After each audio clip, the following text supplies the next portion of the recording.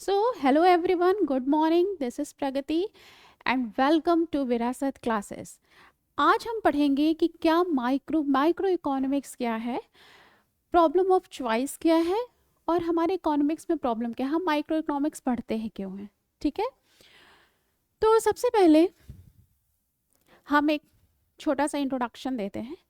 Micro economics में हम basically ये पढ़ना चाहते हैं कि हमारा जो छोटा से छोटा यूनिट, ठीक है, एक यूनिट, एक इंडिविजुअल या एक कंज्यूमर कैसे, एक फर्म, एक इंडस्ट्री कैसे डिमांड करता है, क्या सप्लाई होता है.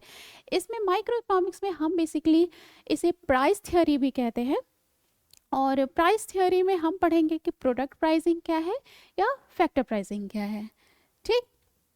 और हम माइक्रो इकोनॉमिक्स का अध्ययन करते क्यों है, तो जब भी हम किसी, सपोज करो कि हमारा जो इकोनॉमी है उसमें स्कैरसिटी है. स्कैरसिटी का मतलब क्या होता है कि हम कभी भी, स्कैरसिटी का मतलब क्या है कि जितने भी कंज्यूमर है, कंज्यूमर जो कुछ ना कुछ उपभोग करते हैं, उपभोग करते हैं मतलब हमको जीने के लिए कुछ ना कुछ उपभोग करना आवश्यक होता है.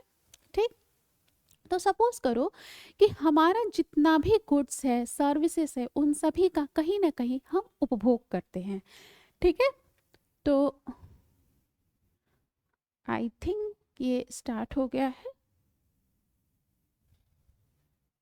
ओके, सो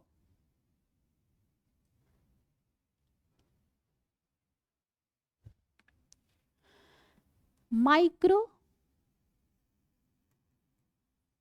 इकोनॉमिक्स. ठीक है, प्रॉब्लम ऑफ स्कैरसिटी है. स्कैरसिटी क्यों है कि हमारे यहाँ बहुत सारे लोग हैं, बहुत सारे कंज्यूमर्स हैं, लेकिन हमारे पास जो उपलब्ध संसाधन है वो कहीं ना कहीं कम है. ठीक है, तो इसके लिए हम पढ़ेंगे problem of choice. Problem of choice में तीन चीज़ें, मतलब जो हमारा प्रॉब्लम है वो स्कैरसिटी का है, इसलिए इकोनॉमिक्स में तीन तरीके के प्रॉब्लम अराइज होते हैं. सबसे पहला जो हमारा प्रॉब्लम होता है कि what to produce, what to produce मतलब हम क्या उत्पादन करें. ठीक है, क्या उत्पादन करें, क्या उत्पादन करें. ठीक है, दूसरा होता है हाउ टू प्रोड्यूस, मतलब कैसे उत्पादन करें.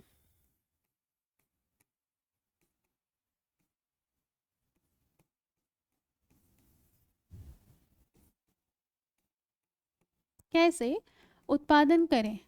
और तीसरा हमारा जो प्रॉब्लम होता है व्हाई टू प्रोड्यूस,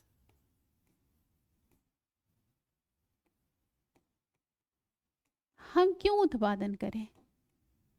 ठीक है, और ये तीनों ही प्रॉब्लम इसलिए अराइज होते हैं क्योंकि हमारे पास जो संसाधन है वो दुर्लभ है.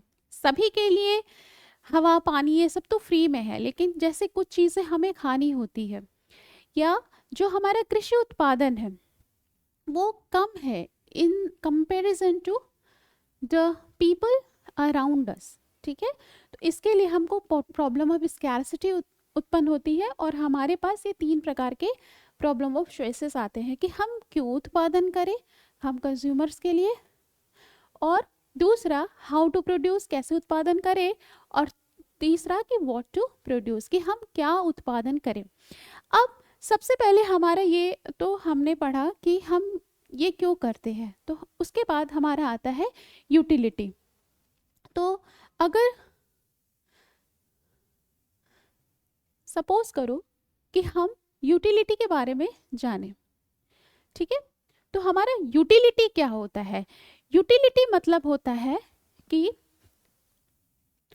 wants satisfying power. ठीक है, वॉन्ट सेटिस्फाइंग पावर मतलब आवश्यकता संतुष्टि की शक्ति. आवश्यकता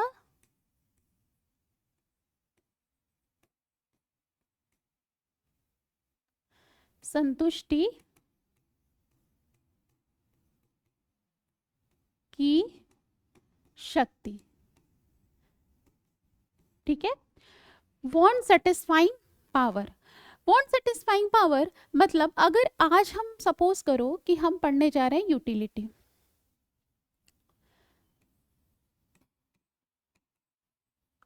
यूटिलिटी यूटिलिटी का मतलब उपयोगिता।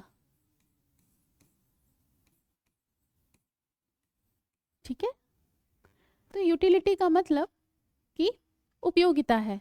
उपयोगिता को अगर हम एक शब्दों में मतलब एक सेंटेंस में अगर हम परिभाषित करें तो हम ये कह सकते हैं कि वांट सेटिस्फाइंग पावर मतलब किसी वस्तु की आवश्यकता संतुष्टि की शक्ति। सपोज करो कि हमारे पास एक ग्लास पानी है, ठीक है, और हाँ इसमें एक चीज आवश्यकता संतुष्टि की शक्ति के लिए एक चीज हम और समझेंगे, इच्छा की तीव्रता। इच्छा की तीव्रता।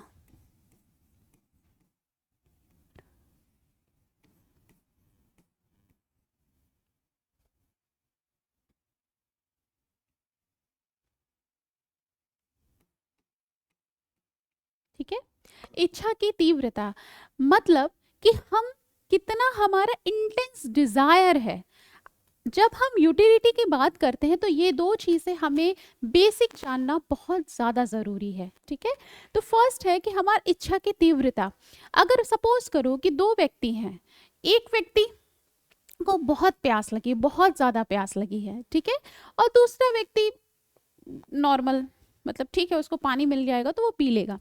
तो जब हमारे पास इच्छा की तीव्रता होती है, सपोज करो कि बहुत ज़्यादा हमारे प्यास लगने पर अगर मुझे एक ग्लास पानी मिल जाता है तो हम ये मानेंगे कि हमें बहुत मतलब हम एकदम पूर्ण रूप से तृप्त हो जाते हैं कि हाँ मुझे पानी मिला।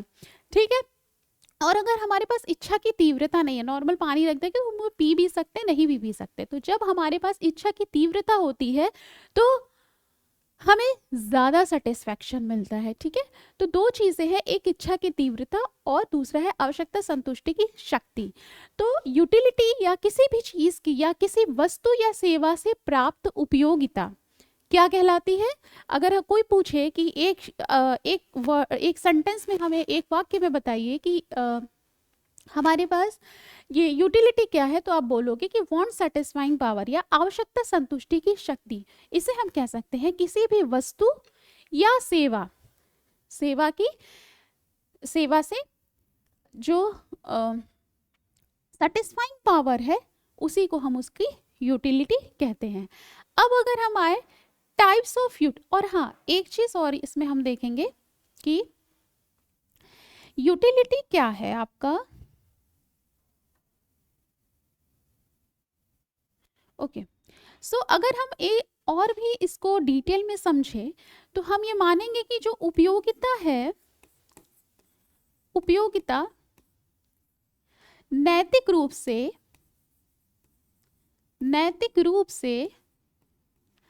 तटस्थ है।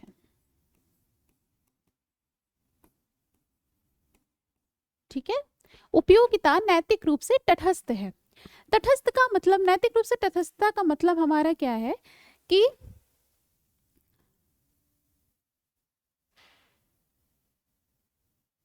ठीक है, एक सेकेंड। ओके, सो नैतिक रूप से तटस्थ है। नैतिक रूप से तटस्थ का मतलब क्या है कि हम जो नॉर्मल इकोनॉमिक्स में हम ये बात करेंगे कि हमें क्या उपभोग करना है क्या नहीं, क्या करना चाहिए क्या नहीं, ये हम इस में डिटेल में मतलब इस डिटेल में हम नहीं जानते चाहते हैं।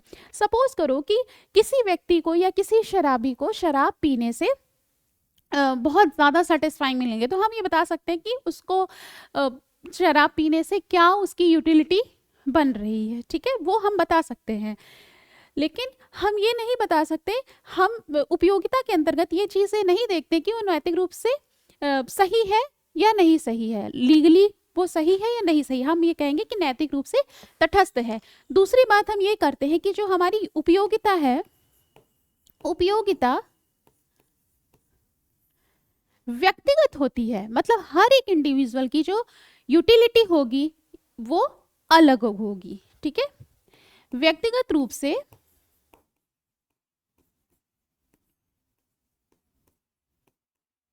भिन्न भिन्न होती है, भिन्न भिन्न होती है।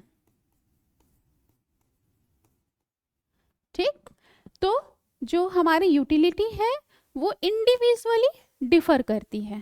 ठीक, और एक चीज हम ये भी जाने कि ये अंतर निरीक्षण पर आधारित होती है।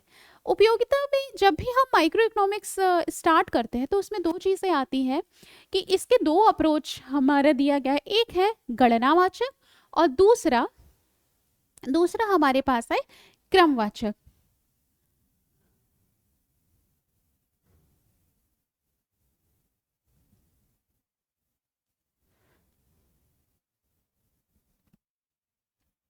हम दो तरीके से पढ़ते हैं, एक हमारा गणनावाचक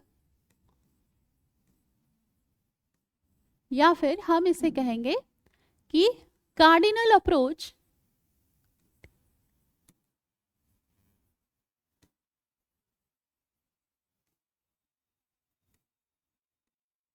ठीक है, और दूसरा हम ये पढ़ेंगे क्रमवाचक।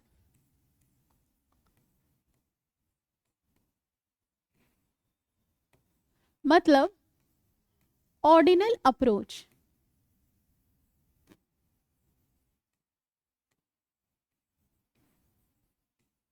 ठीक है, ये दो चीजें हम पढ़ेंगे।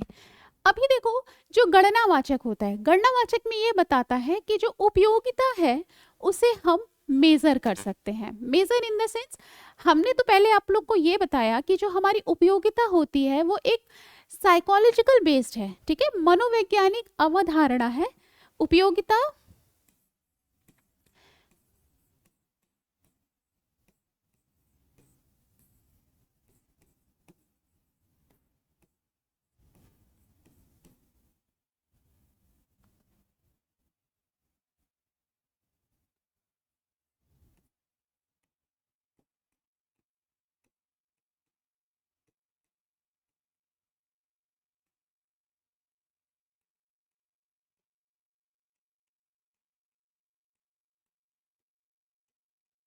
ठीक है, जो उपयोगिता होती है वो मनोवैज्ञानिक धारणा होती है। जैसे कि हम लोग अभी आपको बता रहे थे,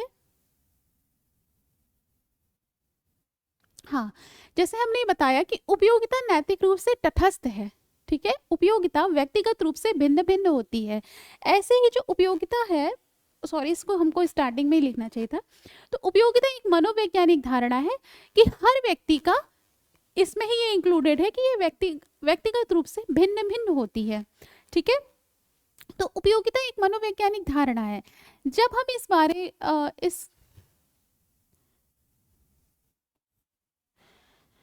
इसके बारे में ये सपोज करो कि हमारा एक साइकोलॉजिकल कॉन्सेप्ट है। ठीक है, और अब हम यहाँ पे ये देख रहे हैं कि कार्डिनल अप्रोच क्या है और ऑर्डिनल अप्रोच क्या है। कार्डिनल अप्रोच हमें ये बताता है कि उपयोगिता को हम माप सकते हैं, उपयोगिता को मेजर कर सकते हैं। कैसे? हम द्रव्य रूपी पैमाने से इसको मेजर कर सकते हैं। द्रव्य मतलब मनी से तात्पर्य है। ठीक है, तो गणनावाचक में हम ये मानेंगे कि हमारी जो उपयोगिता है वो मेजरेबल है, और उसको मेजर कैसे करते हैं? मनी से। ठीक है,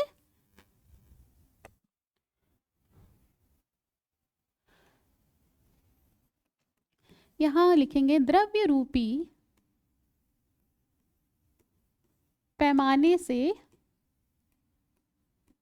मापा जा सकता है।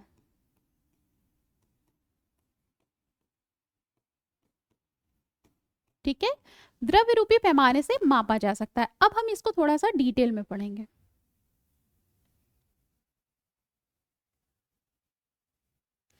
द्रव्य रूपी पैमाने से मापा जा सकता है। सपोज करो कि हम रोटी की संख्या यहां लिख दें, नंबर ऑफ ब्रेड, रोटियों की संख्या, और हम यहाँ पे लिख रहे हैं कितना हम इसके लिए पैसा देने के लिए तैयार हैं।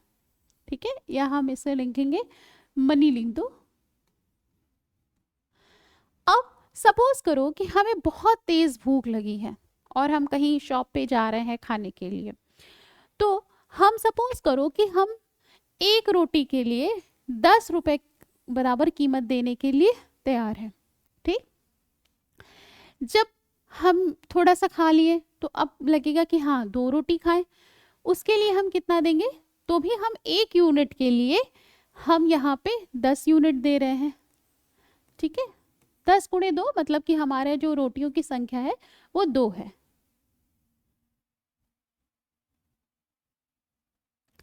ठीक है, अब अगर सपोज करो कि 3 रोटियों के लिए, अब मुझे लग रहा है कि 2 रोटी ठीक है खा लिए, पेट भर गया, अब 3 रोटियों के लिए हम मात्र 8 रुपए देने के लिए तैयार है। तो 8 इंटू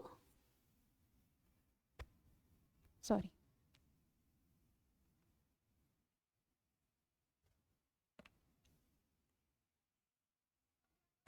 ठीक है, ये पहली, इसको 1, इसे मल्टीप्लाई मत करो, इसे 10 रखो, ये हमारा क्या है, पहली इकाई।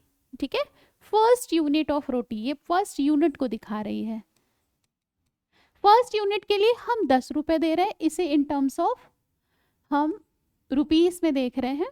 तो फर्स्ट यूनिट के लिए हम 10 रुपए दे रहे हैं। ठीक है, दूसरी यूनिट के लिए या दूसरी इकाई, इसको आप 2 रोटी नहीं पढ़ोगे, क्योंकि 2 रोटी पढ़ोगे तो फिर उसमें मल्टीप्लाई होगा। कैसे कि सपोज करो कि 1 यूनिट के लिए 10 रुपए, तो 2 यूनिट के लिए 10 और इंटू 10।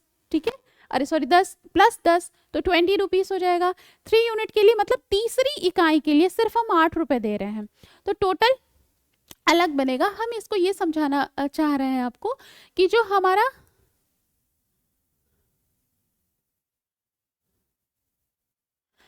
गणनावाचक अप्रोच है, इसमें हम यूटिलिटी को हम मेजर कर रहे हैं कि अगर हम किसी के लिए 1 यूनिट के लिए 10 रुपए दें तो हमारे पास जो यूटिलिटी है वो 10 रुपए के बराबर मुझे मिल रही है। अगर हम दूसरी यूनिट के लिए हम इसे सेकंड करो, यहाँ पे ऐसे करो, ठीक है, तो समझ में आएगा। अब दूसरी यूनिट के लिए भी हम 10 रुपए देने के लिए तैयार हैं, और तीसरी यूनिट के लिए हम सिर्फ 8 रहे, तो मेरी जो यूटिलिटी है उससे मिल रही है वो कम हो रही है। समझ में आ गई बात। अब तो गणनावाचक अप्रोच दिया किसने था, तो इसको दिया था मार्शल ने। ठीक है, हिंदी में अगर आप लिखो तो मार्शल ने ये बताया कि उपयोगिता को हम द्रव्य रूपी पैमाने से माप सकते हैं। अब आता है हमारे पास ऑर्डिनल अप्रोच।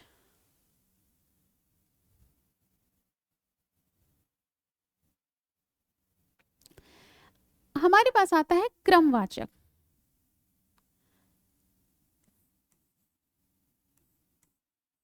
क्रमवाचक गणना मतलब हमारा ऑर्डिनल अप्रोच।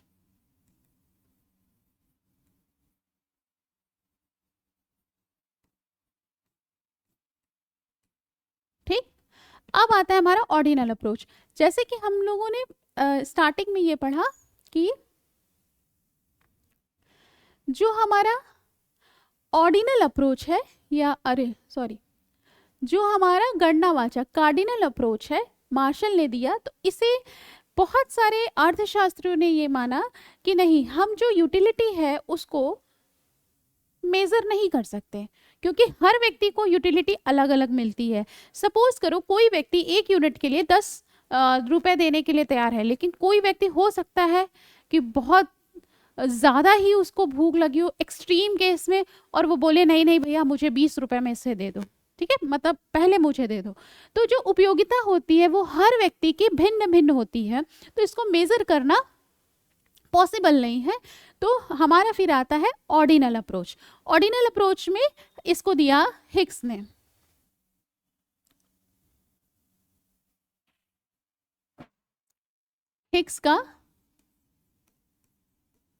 हिक्स, हेलन, ये लोग ऑर्डिनल अप्रोच का यूज करते हैं।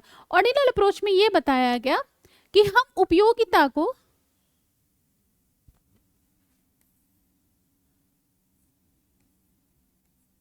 ठीक है, हम उपयोगिता को द्रव्य रूपी पैमाने से माप नहीं सकते।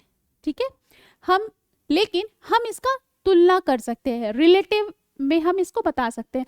सपोज करो, इसको हम इस तरह से बोल सकते हैं कि सपोज करो कि फर्स्ट यूनिट ऑफ रोटी, ठीक है, ऑफ ब्रेड उसको खाने से हमें जो सेटिस्फैक्शन मिला उसको हम 1 प्रेफरेंस दिए, सेकंड खाने से 2 प्रेफरेंस दिए, थर्ड खाने से 3 दिए। तो हम ये कह सकते हैं कि जो 1 यूनिट ऑफ ब्रेड खाने से हमें जो सेटिस्फेक्शन मिला वो दूसरी यूनिट से ज़्यादा मिला। जैसे होता है ना कि कोई भी चीज़ हम खाते हैं तो फर्स्ट अगर हम उसका पहला निवाला लेते हैं तो हमें बहुत अच्छा लगता है, ठीक, भूख लगी हो तो पहला जो हमारा यूनिट है वो हमें दूसरे से ज़्यादा सेटिस्फेक्शन दे रहा है। इन द सेम वे जो दूसरा है वो हमें तीसरे से ज़्यादा सेटिस्फेक्शन दे रहा है। तो क्रमवाचक अप्रोच में हम ये कह मतलब हमारा जो मिलने वाली जो यूटिलिटी है उसे हम कंपेयर कर सकते हैं, रिलेटिवली बता सकते हैं, और इसमें हम तटस्थ वक्रों का मतलब इंडिफरेंस वक्र का यूज करते हैं। ठीक है, अभी हम इसे आगे डिटेल में पढ़ेंगे। अभी फिलहाल यूटिलिटी बताने के लिए मैंने इसको शॉर्ट में बताया है। तो हम चलते हैं फिर से वापस अपने यूटिलिटी पर। यूटिलिटी में हम पढ़ रहे थे, अब हम पढ़ेंगे टाइप्स ऑफ यूटिलिटी। ठीक है, यूटिलिटी समझ में आ गया क्या है कि यूटिलिटी किसी भी वस्तु या सेवा की वॉन्ट सेटिस्फाइंग पावर को कहते हैं। ठीक, और दूसरा यूटिलिटी हम एक मनोवैज्ञानिक धारणा है, ये नैतिक रूप से तटस्थ है और ये व्यक्तिगत रूप से भिन्न भिन्न हो सकती है। टाइप्स ऑफ यूटिलिटी हमारे पास 2 प्रकार की यूटिलिटी होती है। ठीक है, पहला हम पढ़ेंगे types of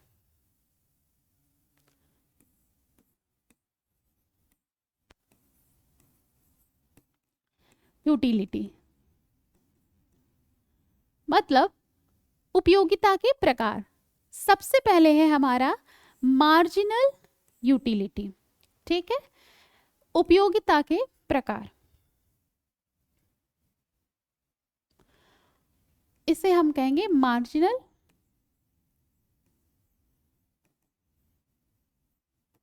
utility.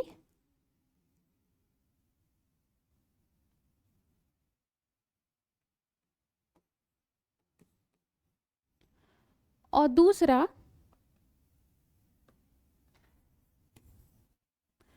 Total utility.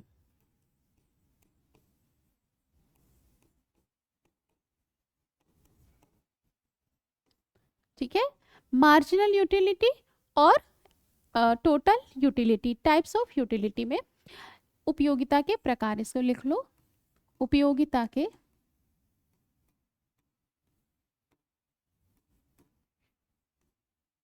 प्रकार। ठीक, अब सबसे पहले आता है कि मार्जिनल यूटिलिटी क्या है, सीमांत उपयोगिता क्या है। जैसा कि शब्द से ही पता चल रहा है तुम्हें, सीमांत,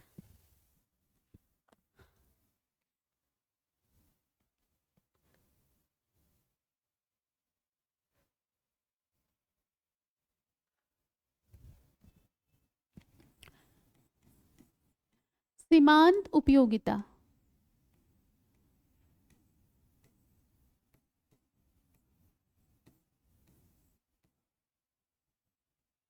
सीमांत उपयोगिता क्या है? सीमांत उपयोगिता किसी वस्तु की एक अतिरिक्त इकाई, ठीक है, उपभोग करने से कुल उपयोगिता में कितनी वृद्धि हुई। ये परिभाषा मतलब ये तो बुकिश लैंग्वेज है, पहले इसको लिख लेते हैं फिर हम आपको समझाते हैं। किसी वस्तु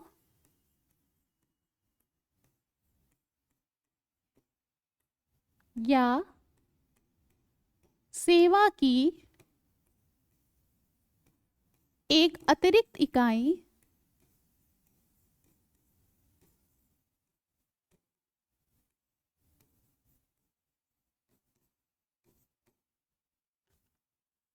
का उपभोग करने से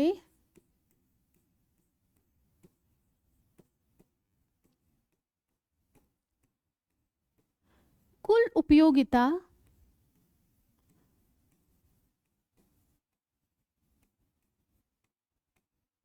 में हुई वृद्धि। ठीक है, इसे हम सीमांत उपयोगिता कहेंगे। अगर हम इंग्लिश में इसको लिखें तो इन शॉर्ट में हम लिख सकते हैं कि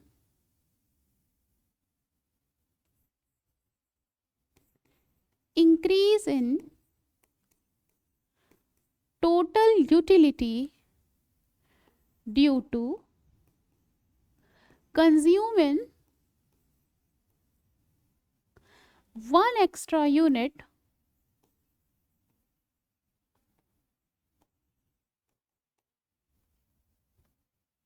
of product or services।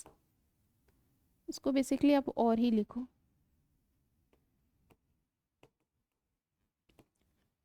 ठीक है, तो सीमांत उपयोगिता क्या है कि किसी वस्तु या सेवा की हम एक अतिरिक्त इकाई का उपभोग जब करते हैं तो उससे कुल उपयोगिता में हुई वृद्धि को ही सीमांत उपयोगिता कहते हैं।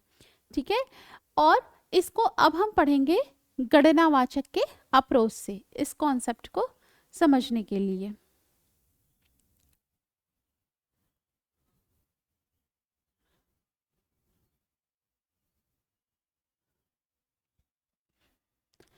तो सपोज करो कि हमारा, हम फिर से वही एग्जांपल लेते हैं, रोटियों की संख्या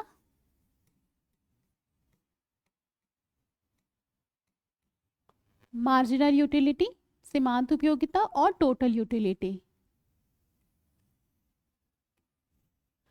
ठीक है, सपोज करो कि हमारे पास जब रोटियों की संख्या 0 है, 0 है, तो हमारा जो मार्जिनल यूटिलिटी होगा वो तो, क्योंकि हम इसमें मार्जिनल यूटिलिटी में क्या बात कर रहे हैं, एक अतिरिक्त इकाई, तो अभी तो कोई इकाई ही नहीं है, 0 है, तो मार्जिनल यूटिलिटी कुछ नहीं होगा।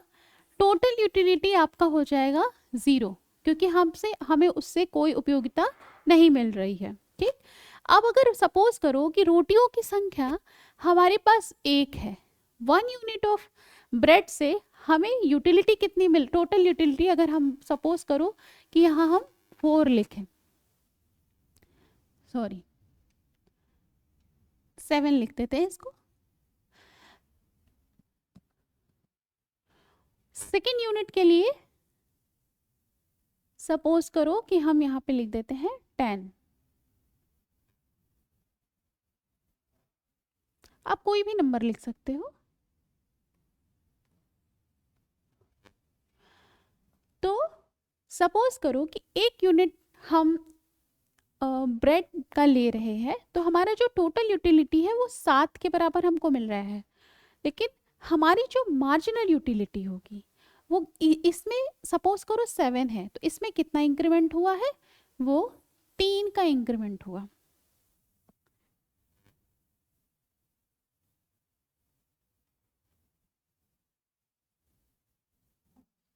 ठीक है, 3 का इंक्रीमेंट हुआ।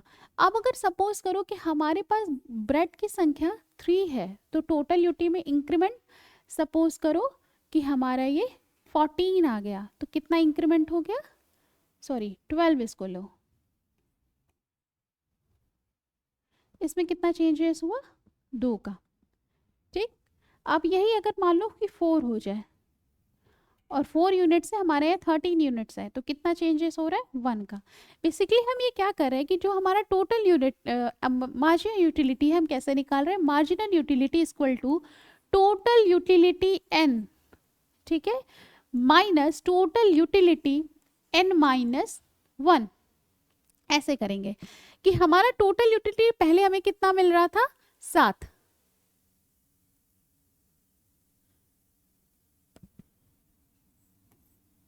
हमारे पास जो टोटल यूटिलिटी है वो 7 के बराबर है।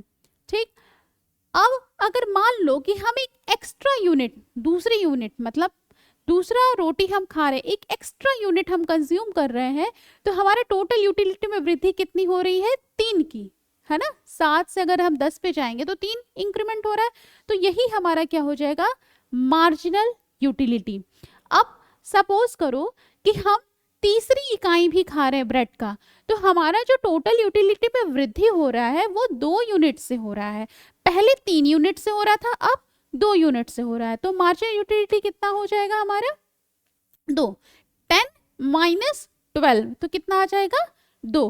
अब अगर सपोज करो कि हम रोटी की एक संख्या और बढ़ा दें, 4 कर दें, तो हमें टोटल यूटिलिटी कितना मिल रहा है 13 के बराबर मिल रहा है। तो अब हमारे पास जो मार्जिनल यूटिलिटी आएगा 13 माइनस 12, ठीक है, कितना आ गया 1 यूनिट के बराबर होगा। अब अगर सपोज करो कि हम एक रोटी और बढ़ा लें,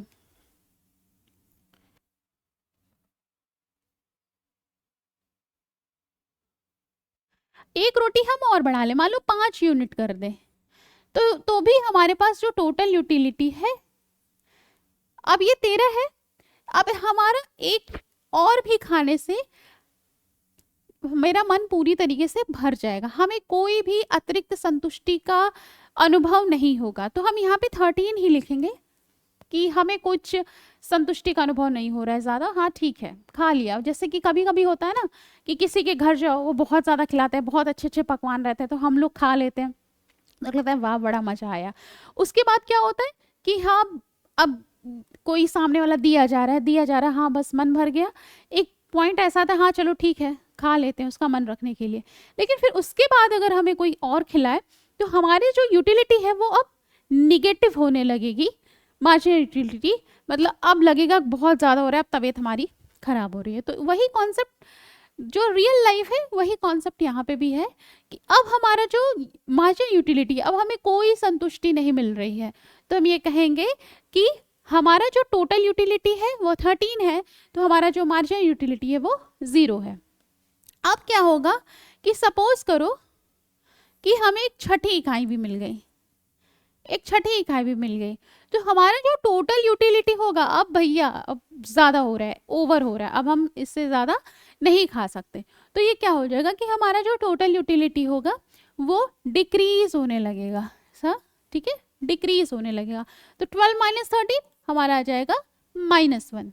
तो यहाँ पे अब अगर सपोज करो फिर कोई और खिला दिया भाई, और अब तो ओवर हो रहा है, अब तबीयत खराब हो रहा है, ऐसा मान के चलो, तो यहाँ पे ये हो जाएगा 11 या फिर मान लो 10 ही मान लो, तो ये हो जाएगा -2 सातवीं के लिए। अब क्या होगा, ये माइनस में होगा।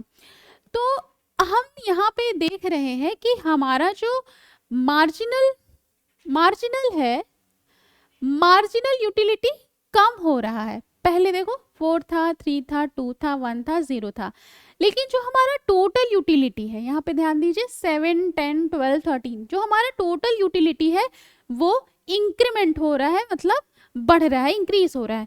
यहाँ पे आके हमारा जो टोटल यूटिलिटी है वो मैक्सिमम है। मैक्सिमम हम यहाँ पे इसलिए कहेंगे क्योंकि ये घट रहा है, और मैक्सिमम के साथ साथ ये भी ध्यान रखना कि मैक्सिमम के साथ साथ यहाँ पे ही मार्जिनल यूटिलिटी हमारा 0 के बराबर है, मतलब 0 है। तो ये पॉइंट बहुत ज़्यादा हमारे लिए क्रूशियल है, ठीक है, ये पॉइंट हमारे लिए बहुत ज़्यादा क्रूशियल है, बहुत ज़्यादा इंपॉर्टेंट है। क्यों? क्योंकि यहाँ पे जो हमारा मार्जिनल यूटिलिटी है वो 0 के बराबर है, और जो हमारा टोटल यूटिलिटी है वो मैक्सिमम है, तो इसे हम कहेंगे पॉइंट ऑफ सैचुरेशन।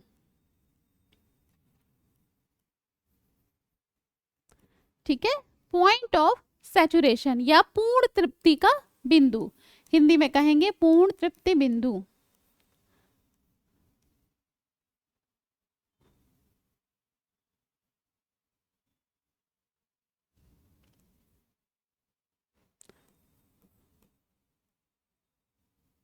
क्या हो रहा है, एक सेकेंड, ठीक है, पूर्ण तृप्ति बिंदु, point of saturation.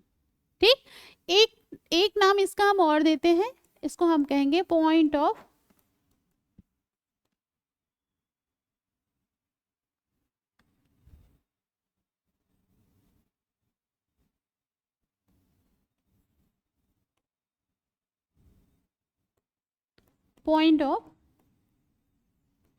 स्टैटिटी।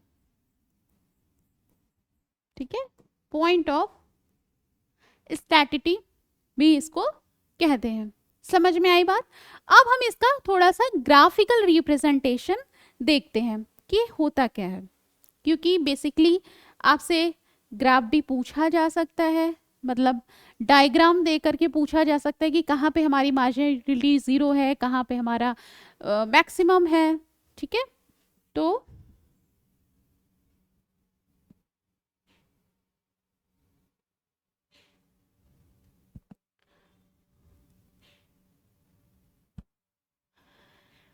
Marginal utility का ग्राफ देखते हैं।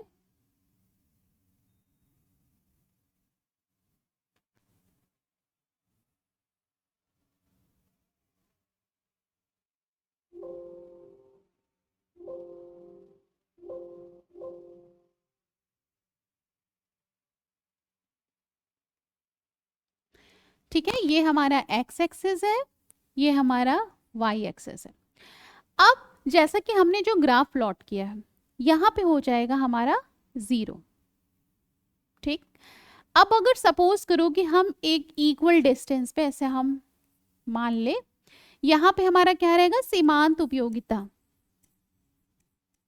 सीमांत उपयोगिता मतलब मार्जिनल यूटिलिटी। ठीक है, मार्जिनल यूटिलिटी। और यहां पे हम कहेंगे क्वांटिटी ऑफ ब्रेड या रोटियों की संख्या।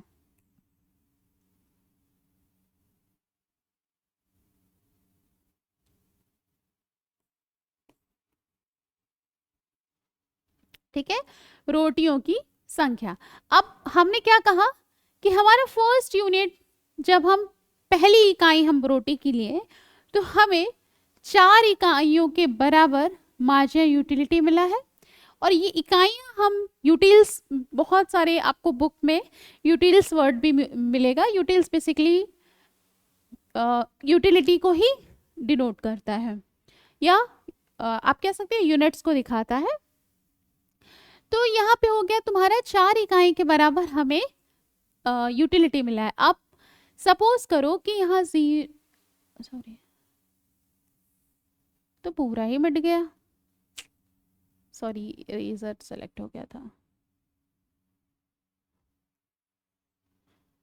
यहाँ पे हो जाएगा 0 1 2 3 4, ये हमारा वाई एक्सेस है। तो 4 के लिए हमारे पास एक पॉइंट है। क्या हो रहा है,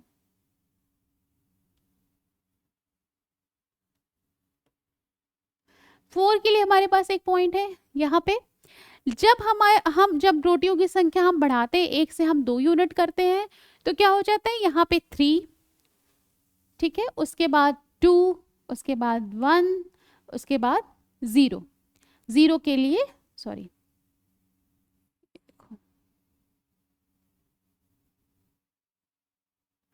ये 1 और यहाँ पे रहेगा आपका 0, क्योंकि 0 तो यहीं से स्टार्टिंग होगा।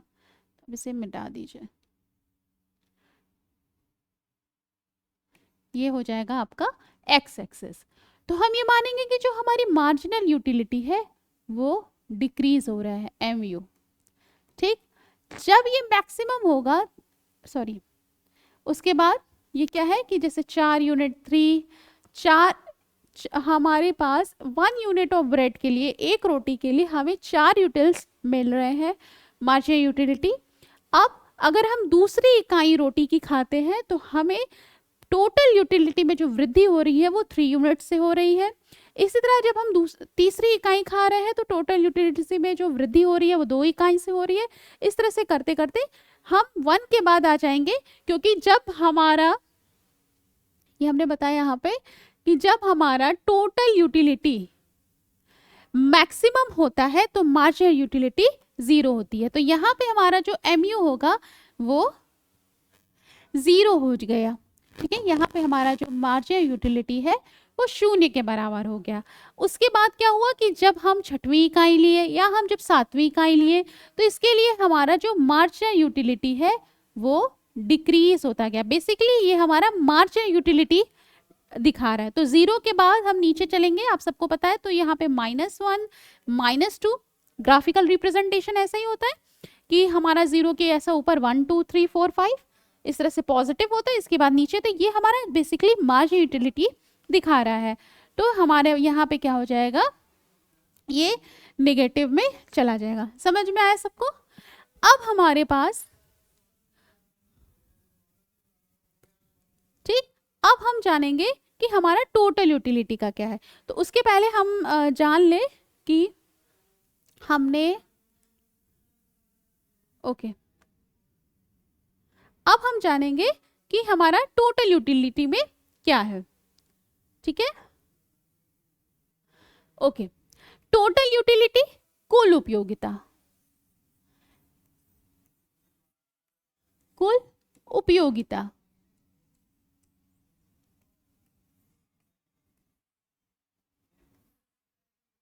ठीक है। टोटल यूटिलिटी मतलब कुल उपयोगिता। कुल उपयोगिता क्या दिखाता है? कुल उपयोगिता सिंपल है कि addition of all the marginal units utility, ठीक है, मार्जिनल यूनिट्स भी कह सकते हो, मार्जिनल यूटिलिटी बेसिकली वर्ड है। तो टोटल यूटिलिटी इक्वल टू, हम ये लिखेंगे marginal utility summation of marginal utility I from 1 to n, और यहां पे हम आई लगा देंगे। ठीक है, यहां पे हम इसको हम थोड़ा सा और बड़ा लिखते हैं आपको, total utility equal to summation, summation मतलब जोड़ को दिखाते हैं, जैसे MU1 MU2, इसको और सिंप्लीफाई हम बताते हैं आपको, एक सेकेंड। ठीक है, जैसे सपोज करो कि एक, जो भी मेरा वो रोटी वाला एग्जांपल चल रहा है उसी को हम कंटिन्यू करेंगे। तो हमारा एक रोटी खाने से हमें जो मार्जिनल यूटिलिटी मिली है, ठीक, हम उसको कहेंगे 1 पहली इकाई से। ऐसे ही दूसरी इकाई होगी, मार्जिनल यूटिलिटी यहाँ पे 2, मार्जिनल यूटिलिटी यहाँ पे 3, and so on, marginal utility from n। ठीक है, इसको कैसे पढ़ेंगे कि हमारा पहली इकाई कंज्यूम करने से मार्जिनल यूटिलिटी जो मिली, प्लस दूसरी यूनिट ऑफ ब्रेड खाने से जो भी हमें मार्जिनल यूटिलिटी में जो भी हमारी वृद्धि हुई, ये प्लस है, माइनस का साइन बन गया, इरेज हो गया।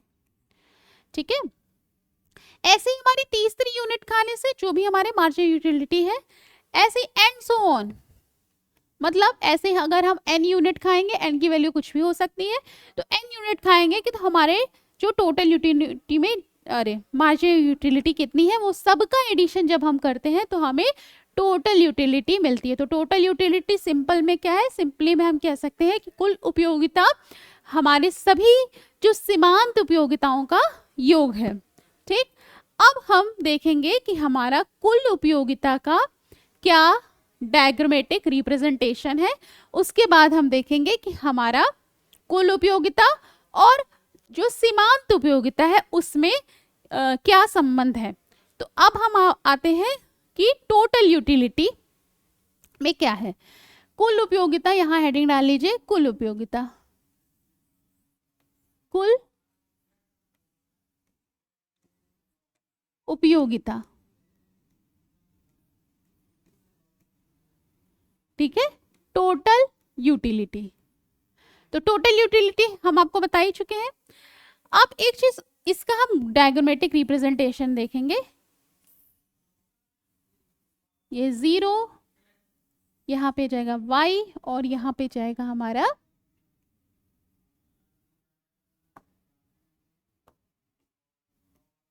x। ठीक है, ये हमारा हो गया टोटल यूटिलिटी, और यहाँ पे हम लिखेंगे लेवल्स ऑफ ब्रेड। ठीक है, या levels of bread, quantity of bread, कुछ भी कह सकते हो। तो हम इससे ऊपर से देखें, जब हमारे पास 0 है तो अगर हमने कुछ नहीं खाया है तो टोटल यूटिलिटी भी हमारे पास 0 ही है। इसको मिटा दो, ये हमने वैसे लिखा है तो ठीक है, टोटल यूटिलिटी हमारे पास 0 ही है। जब हम levels of bread 1 unit of bread का खाते हैं तो टोटल यूटिलिटी भी हमको सपोज करो, सपोज क्या करना है, यहाँ पे मैंने लिखा ही हुआ है पहले, देखो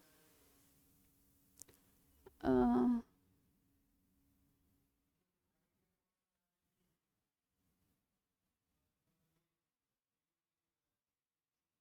ये जब हमारे पास रोटी की संख्या 1 है, इसको थोड़ा और बड़ा कर दे,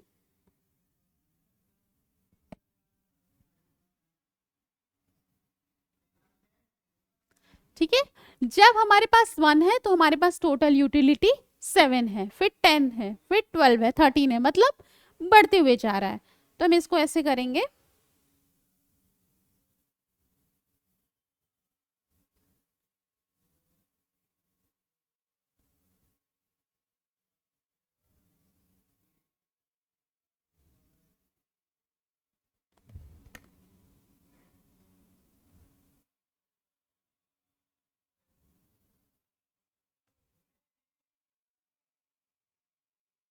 हम्म, तो यहाँ पे हमारी जो कुल उपयोगिता है ऐसे ऐसे हमारी ऐसे ऐसे क्या होगा, इंक्रीज होगा। तो टोटल यूटिलिटी हमारा ऐसे इंक्रीज होगा, ठीक। 1 यहाँ पे डॉट डॉट कर देंगे क्योंकि हमें 1 से 7 मिल रहा है, फिर 2 यूनिट यहाँ पे हम 2 करेंगे, फिर यहाँ का ग्राफिकल अलग से लेंगे हम, तो यहाँ पे 10 हो जाएगा, 12 हो जाएगा, 13 हो जाएगा। तो इस तरह से करके हमारा पास ये एक इस तरह का हमारे पास ग्राफ आएगा कि हमारा जो टोटल यूटिलिटी है वो इस तरह से कर्व बन रहा है। एक पॉइंट ऐसा आएगा, सपोज करो कि यहाँ ब्रेक कर दें, हम ब्रेक पॉइंट लगा दें, यहाँ पे हमारा जो टोटल यूटिलिटी है वो यहाँ पे सपोज करो 13 है, तो टोटल यूटिलिटी यहाँ पे हमारा मैक्सिमम है। उसके बाद क्या हो जाएगा कि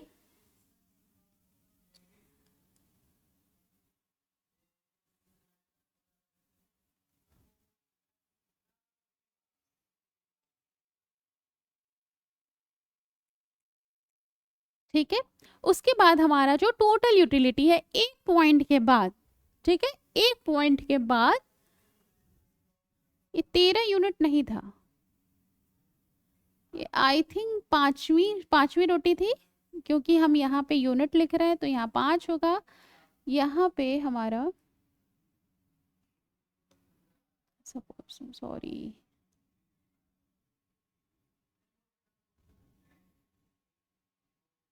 हम्म,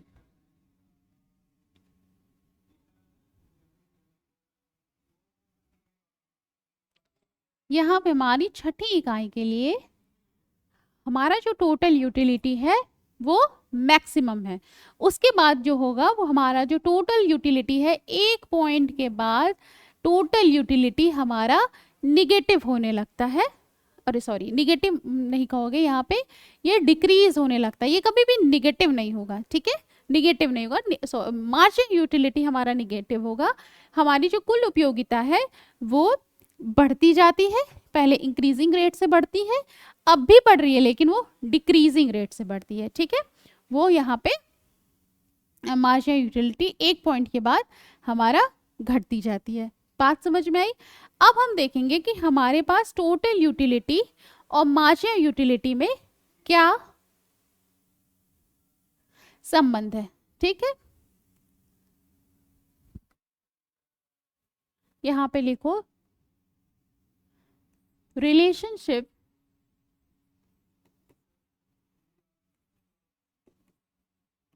between total utility and marginal utility,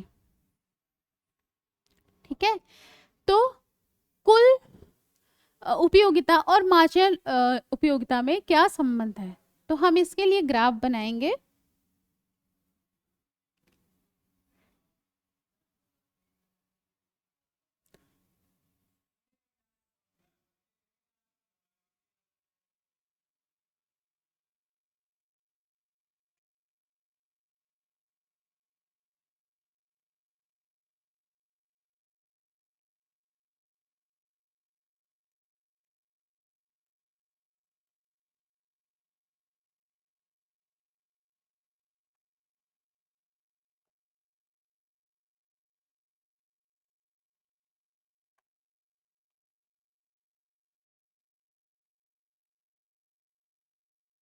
ये हमारा मार्जिनल यूटिलिटी है और हम इस पे टोटल यूटिलिटी ऐसे ड्रॉ कर देते हैं, ठीक है।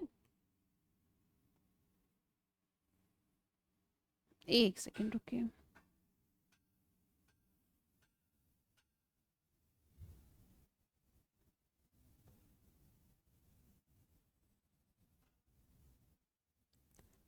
ये यहाँ पॉइंट पे मैक्सिमम रहेगा,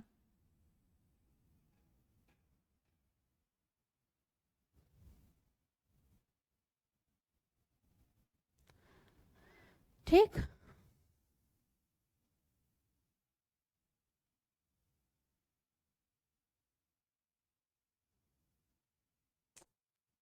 तो बड़ा गड़बड़ हो जा रहा है, एक सेकेंड।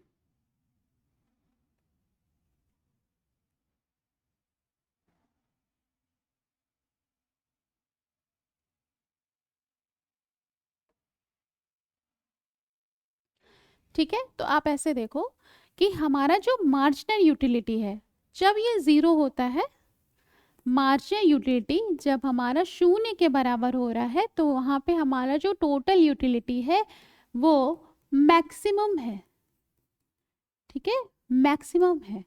और जब हमारा मार्जिनल यूटिलिटी निगेटिव हो रहा है, तो हमारा टोटल यूटिलिटी भी घट घट रही है। समझ में आ गया?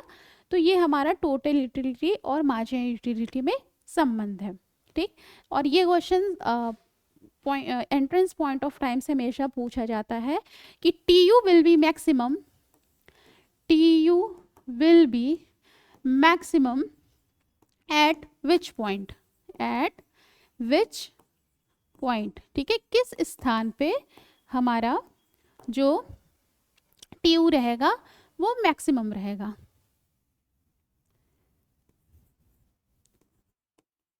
ठीक है। तो आपको दे देगा जैसे M U greater than zero, M U less than zero, M U equal to one, या फिर ऑप्शन में सपोज करो M U equal to zero. तो आप सही है कि T U will be maximum at M U equal to zero. T U तुम्हारा टोटल उपयोगिता अधिक रहेगा जब हमारा जो मार्जिनल यूटिलिटी है वो ज़ीरो के बराबर होगा। समझ में आया? ये हमेशा से ये ऐसा क्वेश्चन पूछा हुआ है। अब एक चीज़ और भी आप देखो, सॉरी,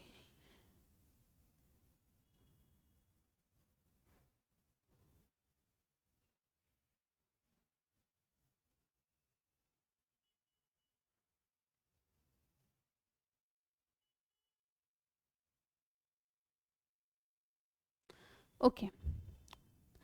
हम एक तरीके से और आपको ग्राफिकल रिप्रेजेंटेशन समझाते हैं।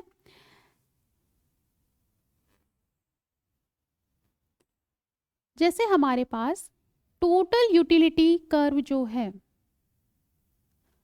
ठीक है, ये ज़ीरो हो गया, यहाँ पे x और यहाँ पे y, ठीक।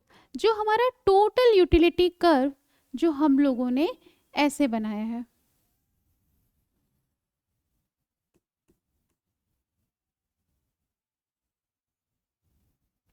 यहाँ पे मैक्सिमम है। सपोज करो इस ग्राफ को हम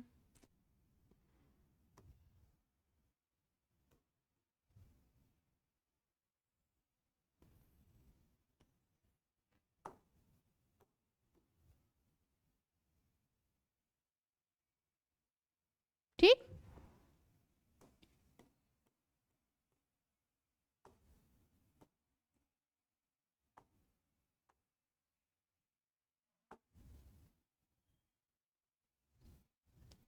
ठीक है। अब अगर सपोज करो कि हम टोटल यूटिलिटी को, तो मैंने एक बार बता दिया आपको, टोटल यूटिलिटी अगर हम मार्जिनल यूटिलिटी को एक तरीके से और समझें, क्या ये रिप्रेजेंटेबल नहीं है ये कि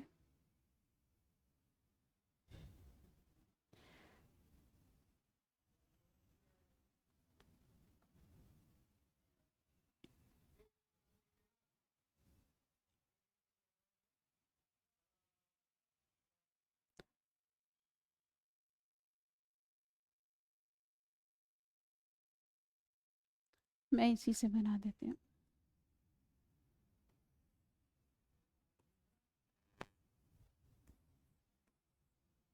ठीक है, अब विजिबल है। ठीक,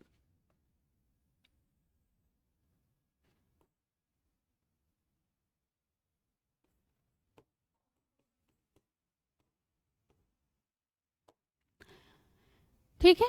जब हमारा टोटल यूटिलिटी अधिकतम है, तो अब यहाँ पे देखो मार्जिनल यूटिलिटी क्या बेसिकली बता रहा है कि अगर हम इस तरह से डिवाइड करें, मतलब हर लेवल ऑफ ब्रेड्स पे होगा। यहाँ पे जैसे मैंने बताया है लेवल्स ऑफ ब्रेड है,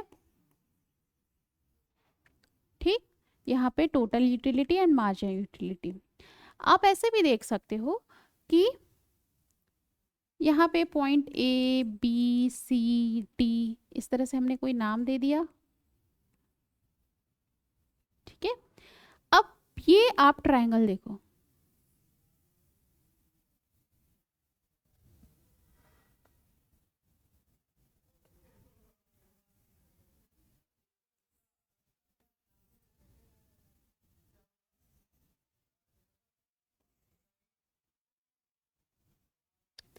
एक सेकेंड, ठीक है, इसको हम बाद में पढ़ते हैं। ठीक, मैं दूसरा ही शीट पे बना देती हूँ। यहाँ पे 0 है, यहाँ पे हमारा y है, यहाँ पे हमारा x, और ये सपोज करो टोटल यूटिलिटी का हमारे पास ग्राफ है।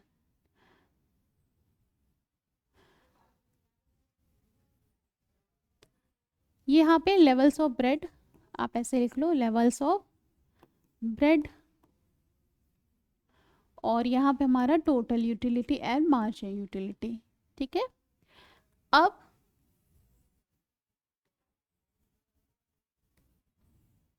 यहाँ पे हमने ए बी, आप कभी भी इकोनॉमिक्स में अगर ग्राफ बनाओ तो जहाँ पे कट पॉइंट हो या जहाँ पे आप पॉइंट ले रहे हो वहाँ पे ऐसा कर दो, तो वो देखने में एग्जामिनर को पढ़ने में आसानी रहेगा,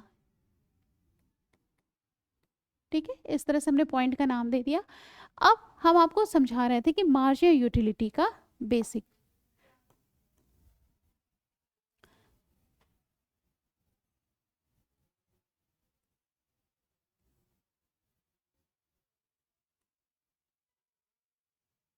यहाँ पे देखो ये जितना हमारा, यहाँ पे हम कोई पॉइंट दे दे ई, ई नहीं जी तक है, सपोज कर इसको हम एच जी एल के ऐसा कुछ नाम दे देते हैं, ठीक है। तो हमारा ये जो बेसिकली है बी एच, ये हमारा मार्जिनल यूटिलिटी को दिखा रहा है। और इसको और आप बड़े में देखो,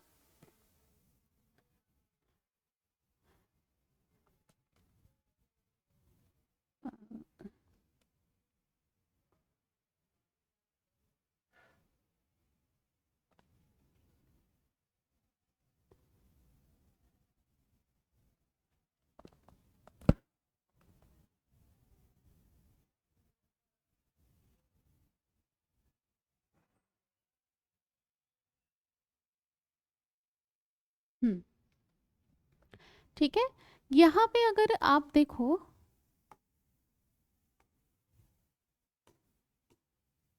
मार्जिनल यूटिलिटी को, तो यहाँ पे ये देखो ये हमारा जो बी एच है, अगर हम इस पॉइंट को नाम लिख दे बी एच, ठीक, बी एच। अब यहाँ पे सी और जी आप देखो कि जब हमारा टोटल यूटिलिटी इनहेंस कर रहा है तो हमारा मार्जिनल यूटिलिटी आप देखो यहाँ पे कम हुआ, तो सी और जी यहाँ पे पॉइंट नाम लो सी जी।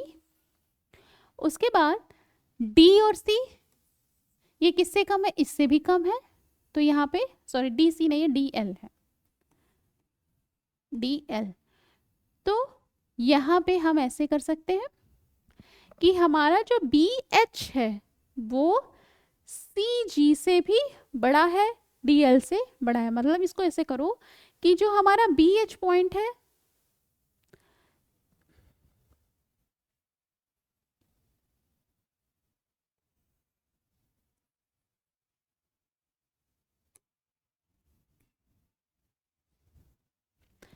ऐसा है कि हम इसे नेक्स्ट क्लास में बताते हैं, ठीक है। Thank you.